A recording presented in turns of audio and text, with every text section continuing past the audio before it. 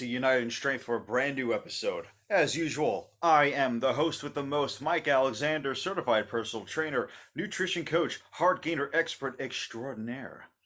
And before we continue, please make sure to give this video a thumbs up if you are enjoying what you're about to see. The algorithms like that stuff, from what I understand. I heard somewhere along the grapevine. I don't know. Um, Make sure to subscribe to this channel, of course, like everybody else is going to tell you. And please, please, pretty please, hit that notification bell so you know when I'm coming out with more stuff. Thank you. Ding.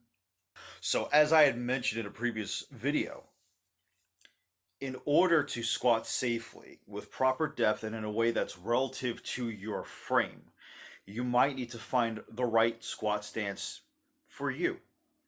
And again, that's all relative. Therefore, I decided to delve into this topic just a little bit more, partially because I neglected something important in my last brief demonstration. More on that momentarily. So, the following drill, which I originally used in 2018, will help you find that sweet spot. You never want your legs to be too close together or even too wide when you squat. Having your legs too close together could mean that they make contact with your belly, which means that you won't hit parallel.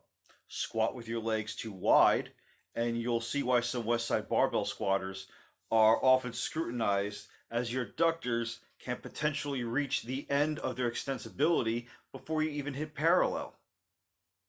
Yes, this is the second time I've called out West Side barbell in any of my videos.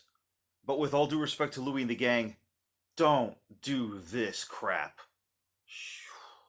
Before you try this out, however, it might behoove you to take a foam roller if you have one and foam roll each adductor 10 to 15 times to loosen them up. Much like when I was teaching you guys about the frog stretch not too long ago. So what I want you to do is start off by standing straight, your heels shoulder width apart, and your toes out about 30 degrees. Keep in mind where your feet are in relation to your shoulders, and then squat down like I did here.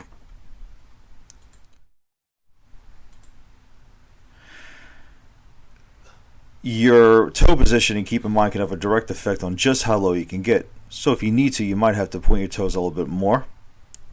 Place your elbows against your knees and your palms together, and begin to shove your knees outward as much as you can. And if your adductors are not flexible enough, this will ultimately function as a stretch, so win-win regardless. And if you need to, stay at the bottom position for a few seconds. And if you're fatigued by this, stand up like I'm demonstrating here and rest for a few seconds more. And then resume stretching your adductors using the elbows just like you did originally. And fatigue might be a sign of limited flexibility. So I'm doing it one more time. Now here's the part I grossly neglected. Once your bottom position has been established, your back must be as flat as it can be. It should be ideally at a 45-degree angle, especially if you're learning how to low bar squat. Do not try to move into a vertical position with your back at any time. And once the pieces are established, you're going to ascend by driving your butt straight in the air. Don't ascend forward. This is what keeps the weight distributed throughout the whole foot and will not shift into your toes. Your hip's going to be the driver here, not the knees. And here it is one more time, just like that. It's important to remember that the squat is not a leg press, it is a squat. And therefore, the hips are what have to take control first, especially if strength and power are your goals. Hip extension and a flat horizontal back of some sort must come before any other pattern is initiated. Eye gaze is also important. Make sure that your head is in line with your spine.